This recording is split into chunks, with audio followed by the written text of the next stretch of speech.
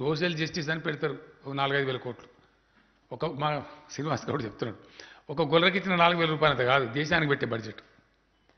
అంతెందుకండి, ఈ లక్ష్మణ్ ఇంత మాట్లాడుతుండు కదా, ఒక బీసీ మంత్రిత్వ శాఖ పెట్టవా అని చెప్పి ఒక 50 రిప్రజెంటేషన్ నేను పోయి ఇచ్చిన ప్రధానమంత్రి. ఇవాళ కాదు, మన్మోహన్ సింగ్ ఉన్న కట్టలు ఇస్తాను.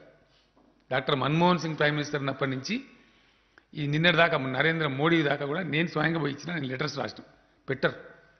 అన్ని రాష్ట్రాల్లో ఉన్నదా బీసీలకు పోర్ట్ఫోలియోస్ పెట్టుకున్నాం, నువ్వు కూడా పెట్టు, నీకు 10 రూపాయలు ఇస్తే మేము 100 రూపాయలు జోడించుకుంటాం, కార్యక్రమాలు జరుగుతాయి. పెట్టరు. కేంద్రంలో ఒక బీసీ ప్రధానమంత్రిగా ఉండి ఇలా బీసీలకు ఒక మంత్రివర్గ శాఖ పెట్టలేనటువంటి సిగ్గులేని భారతీయ జనతా పార్టీ నాయకుడు ఇక్కడ సిగ్గు లేకుండా మాట్లాడతాడు. ఏం చెప్పాలి మరి మేమిగా? అది నమ్మాలి ప్రజలు మేమిగా.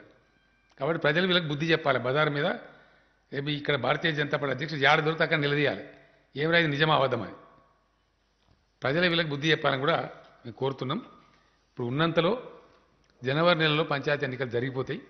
మంచిగా సహకరించి శాంతియుతంగా ఎక్కడో అక్కడ బ్రహ్మాండంగా పంచాయతీరాజు ఎన్నికలు పాల్గొనాలని చేసుకోవాలని చెప్పి నేను కోరుతాను.